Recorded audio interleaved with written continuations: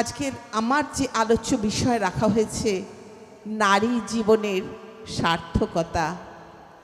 সার্থকতা বলতে আমরা কি বুঝি? সার্থকতা মানে পরিপূর্ণতা, অর্থাৎ আমি যেটা ভাবছি, আমরা সঠিকভাবে জানি না আমরা কি চাইছি। কেউ ভাবে আমার অনেক টাকা হলে আমার জীবনটা সার্থক হবে, কেউ ভাবে আমার বাড়ি গাড়ি একটা সুন্দর বিয়ে হলো তাহলেই বোধহয় আমার জীবনটা সার্থক হবে। আবার কেউ ভাবে আমি যদি অনেক বিদ্যা অর্জন করতে পারি আমার জীবনটা সার্থক হবে। আমরা জানি না সঠিকভাবে যে নারী জীবনের সার্থকতা কোথায়। একবার যখন 1994-এ মিস ইউনিভার্স হচ্ছিল, আমাদের ভারতের একজন নারী তাতে পার্টিসিপেট করেছিলেন এবং বিশ্ব সুন্দরীর যে মুকুট তার মাথায় এসেছিল। যখন 3 জন কন্টেস্টেন্ট রয়েছেন, একজন উইনার হবেন, ফার্স্ট রানার আপ এবং সেকেন্ড রানার আপ, তখন তাকে প্রশ্ন করা হলো নারী জীবনের সার্থকতা কোথায়। অনেকে অনেক রকম উত্তর দিলেন। কেউ বললেন পুরুষের সঙ্গে কাঁধ মিলিয়ে চলতে হবে, কেউ বললেন মানব কল্যাণে অংশগ্রহণ করতে হবে। কিন্তু যিনি বিজয়িনীর মুকুটটি পেলেন তিনি বলেছিলেন, সেই ভারতীয় নারী তার উত্তরে বললেন নারী জীবনের সার্থকতা হলো মাতৃত্বে। তাহলে মাতৃত্বে হচ্ছে নারী জীবনের সার্থকতা। আর এই মাতৃত্বের যে সুপ্ত বাসনা সেটা একটা নারীর মধ্যে সহজাতভাবেই থাকে তার পুতুল খেলার বয়স থেকে।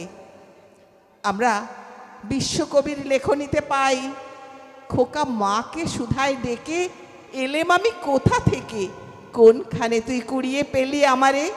মা শুনে কয় হেসে কেঁদে, খোকারে তার বুকে বেঁধে ইচ্ছে হয়েছিলি মনের মাঝারে।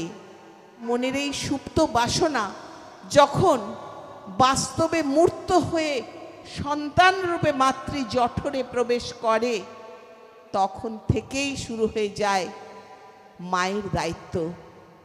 আর এই দায়িত্বের প্রেক্ষিতে এ বিশ্বে যত শিল্পী আছেন, স্থাপত্য শিল্পী, ভাস্কর্য শিল্পী, নৃত্যশিল্পী, সঙ্গীত শিল্পী, তার মধ্যে সেরা জীবন শিল্পী হলেন একজন মা, যিনি তিল তিল করে 9 মাস গর্ভে ধারণ করে একটা সন্তানকে বাস্তবে এই পৃথিবীর মাটিতে নিয়ে আসছেন, তাকে জন্ম দিচ্ছেন। কিন্তু জন্ম দিলেই মায়ের দায়িত্ব শেষ হয়ে গেল না। একটা সন্তানের জন্ম দিলেই কিন্তু মায়ের দায়িত্ব শেষ হয়ে গেল না। তাই ঠাকুর বললেন, প্রসব করা কঠিন যদিও সন্তান পোষণ সহজ নয়, সন্ধিৎসা সহ বুদ্ধিমতী দক্ষ নিপুণ হতেই হয়। অভ্যাস ব্যবহারে ইস্তেমাল, সেবা নিয়মন দায়িত্ব বুদ্ধি এ না থাকলে সব মেয়েরই সন্তান প্রসবে নাইকো শুদ্ধি। তাই তো বলি মেয়ে আমার মায়ের আসন নেবার আগে উমার মতো ওঠ গজিয়ে দুনিয়া সাজা তেমনি রাগে। তাহলে মাকে সেই অনুসন্ধিৎসু হতে হবে। ঠাকুর কি বলেছেন, কেমনভাবে আমার সন্তানটাকে আমি মানুষ করে তুলব। একটা মেয়ে, একটা ঘটনা সেদিন শুনছিলাম, একটা মেয়ে তার জীবনে কোনো নিয়ন্ত্রিত জীবন ছিল না। সে অনেক রাত অবধি জাগছে, অনেক বেলায় ঘুম থেকে উঠছে, যখন ইচ্ছে হচ্ছে খাচ্ছে। সারাদিন ওই যে মোবাইল, সে দাদা আমার দেখাচ্ছিলেন, মোবাইল নিয়ে সারাদিন খুটখুট করে যাচ্ছে। তার কোনো নিয়ন্ত্রিত জীবন নেই, মায়ের কাছে বকুনি খায়। মেয়েটার বিয়ে হলো, ঠিক শ্বশুরবাড়িতে গিয়েও সে একই রকমভাবে তার শাশুড়ি মায়ের কাছে নানাভাবে সে তিরস্কৃত হচ্ছে। তারপর একদিন যখন সে মেয়েটি কনসিভ করলো, যখন তার গর্ভস্থ ভ্রূণের সঞ্চার হলো, তখন থেকেই তার মধ্যে আমূল পরিবর্তন আসতে লাগলো। সকলে তাকে বলল, এই সময় তোমার চলা, তোমার খাওয়া দাওয়া যেমন হবে, তোমার ঘুম যেমন হবে, তার থেকে তোমার সন্তানটা পুষ্টি পাবে। শুধু তাই নয়, মনটাকে যত সুন্দর রাখতে পারবে, পবিত্র রাখতে পারবে, যত ঠাকুরের চিন্তা করতে পারবে, তত তোমার সন্তানটাও সেরকম হবে। মেয়েটার মধ্যেও ঠিক সেই বৈশিষ্ট্যগুলো আস্তে আস্তে দানা বাঁধতে শুরু করলো। কেন? না তার মাতৃসত্তার জাগরণ ঘটতে লাগলো? ওই যে বললাম, তার সবচেয়ে দায়িত্বটা শুরু হয়ে যায় যখন থেকে গর্ভস্থ ভ্রূণের সঞ্চার হয়। এবং শুধু তাই নয়, তারও আগে যখন তার বিবাহ হয়, তখন সেই বিবাহটা যদি বিধিমাফিক বিবাহ হয় এবং বিবাহের পর থেকেই যখন তাকে যে অবস্থায় প্রেগনেন্ট, তার যখন ভ্রূণের সঞ্চার হয়, তাকে যেখানে রাখা হয়, যে পরিবেশে রাখা হয়, তখন থেকেই তার চিন্তা, চলন, বাক্য, ব্যবহার, মানসিকতা সব কিছুর প্রভাব পড়ে ওই সন্তানটার উপর। সেই সন্তানটা পুষ্টি পায় কোথা থেকে? সেই সন্তানটা তখন মা যা খাচ্ছেন সেখান থেকে শোষণ করছে। এই যে 9 মাস গর্ভে ধারণ করে আছেন, প্রত্যেকে যারা এখানে মায়েরা রয়েছেন সকলে জানেন যে সেই মাকে কতখানি যন্ত্রণা, প্রসব বেদনা সহ্য করে একটা সন্তানকে পৃথিবীর আলো দেখাতে হয়। যন্ত্রণা মেজারমেন্টের ইউনিট হচ্ছে ডোল, বা 9 ডোল পর্যন্ত হলে মানুষ অজ্ঞান হয়ে যায়। কিন্তু একটা সন্তান যখন ভূমিষ্ঠ হয়, মায়েরা সহ্য করতে পারেন। কেন না, পৃথিবীর সর্বোত্তম আনন্দটি পাওয়ার জন্য তার সন্তান ভূমিষ্ঠ হলো। সর্বোত্তম যন্ত্রণার থেকে সর্বোত্তম আনন্দটা পায় একজন মা। অথচ সেই সন্তান জন্মের পরে তাকে আস্তে আস্তে মা তিল তিল করে তাকে বড় করছেন। তাকে প্রথম থেকে একটু একটু করে পোষণ দিয়ে, সেই মাটি যেমন করে একটা উদ্ভিদকে ধারণের পর তাকে পালন, পোষণ, বর্ধন করে, মাও ঠিক সেইভাবেই একটা সন্তানকে বড় করেন। সন্তান মাকে আঁকড়ে থাকে। ওই যে ঠাকুরের একটা বাণী আছে, পিতায় শ্রদ্ধা মায়ে টান, সেই ছেলে হয় সাম্য প্রাণ। কেন না, পিতায় শ্রদ্ধা মায়ে টান, উল্টো হয় না কেন? মায়ের শ্রদ্ধা পিতায় টান হয় না কেন? কারণ মায়ের প্রতি টানটা হচ্ছে সহজাত। একটা সন্তান যখন ছোট্ট ভূমিষ্ঠ হওয়ার পর সে যখন কাঁদছে, মা এসে যদি তার পিঠে হাতটা রাখেন, তার কান্না থেমে যায়। কারণ নারীর টান, এই টানটা তার সহজাত, তাকে শিখিয়ে দিতে হয় না। কিন্তু পিতায় শ্রদ্ধা, পিতার প্রতি শ্রদ্ধা মা শেখাবেন। মা শেখাবেন কেমন করে তার পিতাকে, পিতৃকুলের প্রতি ছেলেটা শ্রদ্ধা সম্পন্ন হবে। মায়ের উচিত পিতার প্রতি ছেলে পিলের শ্রদ্ধা নতি বাড়ে যাতে তেমন করা, উছল এতেই সন্ততি। এইভাবে একটু একটু করে মা তার সন্তানকে বড় করেন। আর তারপর সন্তান যখন ম্যাচিওর হয়, নানা রকমের প্রলোভন, নানা রকমের আকর্ষণ তাকে আস্তে আস্তে হাত ছানিয়ে দিতে থাকে। তখন সে মায়ের মুখে মুখে তর্ক করতে থাকে। তারপর সেই মাকে একদিন সন্তান পাঠিয়ে দেয় কোথায়? বৃদ্ধাশ্রমে। আজকের ঘটনা, আমি যখন ট্রেনে আসছি, একজন মায়ের সঙ্গে কথা হলো।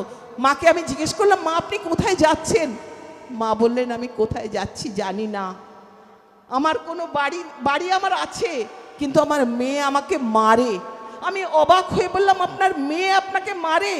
বলছেন আমার। আমি বললাম, আপনার ছেলে নেই? বললেন না, মেয়ের বিয়ে দিয়েছি, মেয়ে এখন সেই সমস্ত বাড়িটা দখল করবে, মাকে বিতাড়িত করবে। তিনি আমাকে হাতে সোয়েটারটা তুলে দেখাচ্ছেন, আমার আঙুল মচকে দিয়েছে, বলতে বলতে মাটি কেঁদে ফেললেন।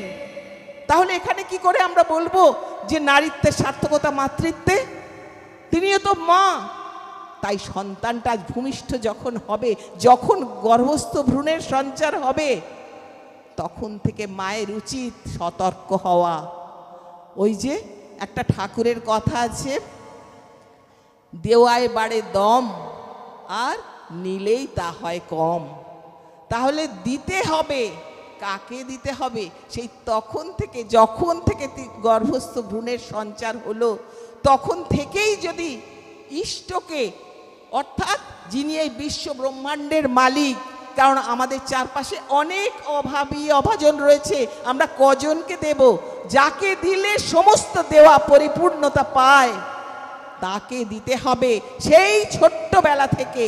আর তাকে দেওয়া, যখন বাচ্চাটা ভূমিষ্ঠ হবে, তার একটু একটু যখন জ্ঞান বুদ্ধি হবে, একটু যখন, তখন থেকে তার হাতে সেই ইষ্টভৃতির অভ্যাস তৈরি করে দিতে হবে, যাতে তার একক কেন্দ্রিক চিন্তাটা হয়।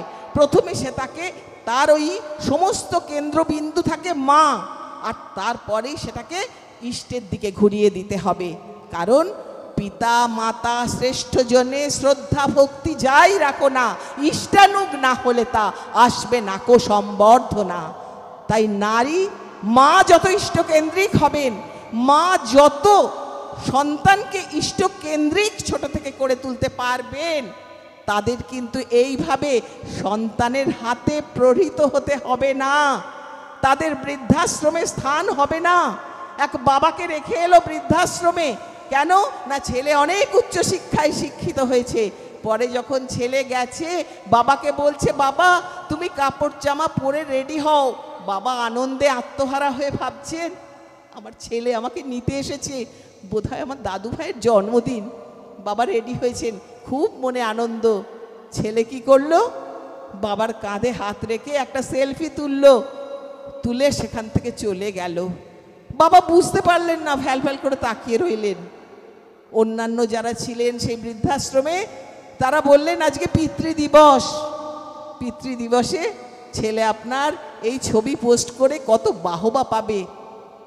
তাই জন্যেই ঠাকুর তো শেখালেন, পিতাই স্বর্গ, পিতাই ধর্ম, পিতাই তপের নন্দনা, পিতৃপ্রীতি চারিয়ে আনে সব দেবতার বন্দনা। আর আমরা ছোট থেকে পড়লাম, জননী জন্মভূমিশ্চ স্বর্গাদপি গরীয়সী। তাই ঠাকুর মায়েদের যে রূপ দেখতে চেয়েছেন, কারণ নারী থেকেই জাতির জন্ম হয়, নারী হতে জন্মে জাতি।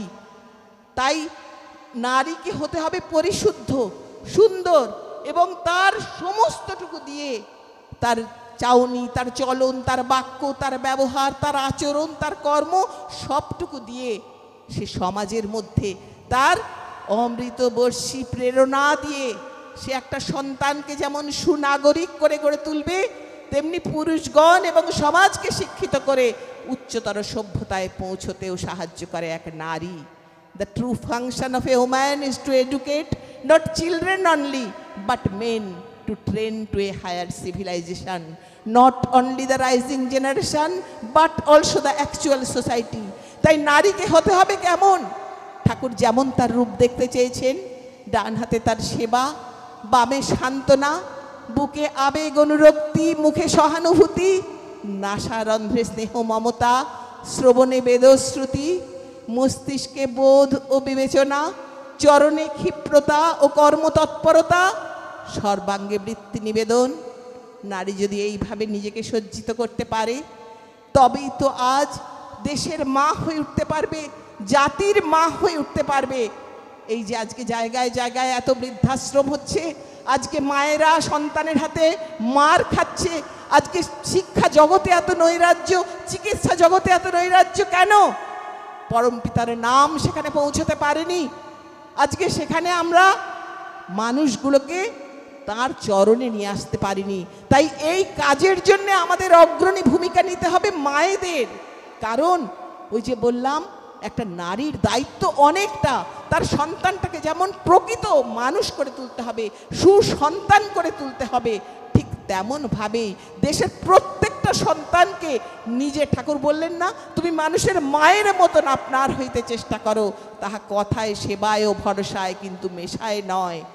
আমরা যেন প্রত্যেকের মা হয়ে উঠতে পারি, প্রত্যেককে কাছে টেনে নিতে পারি, এবং প্রত্যেকের মধ্যে ঠাকুরের ভাবধারা প্রচার করে সকলে মিলে একসাথে বলে উঠতে পারি, বন্দে পুরুষোত্তমম। আমাদের সময় খুব অল্প, তাই সকলের মঙ্গল কামনা করে শেষ করছি। জয়।